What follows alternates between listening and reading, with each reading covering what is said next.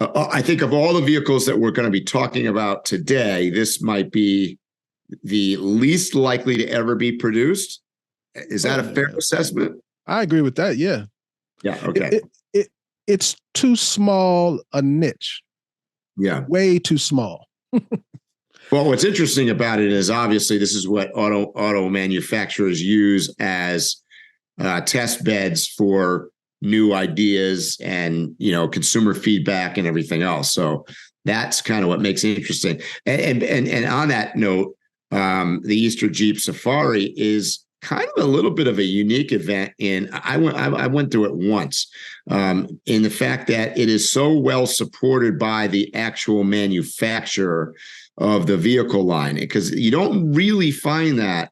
I was involved with the Land Rover community for a long time, and at various times, occasionally Land Rover would get a little bit involved, the manufacturer, but really they kind of over the years have kind of taken the attitude as everybody knows Land Rovers do this. We don't need to really support this.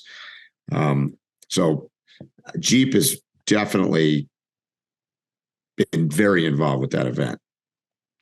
You ready to go on to the next vehicle?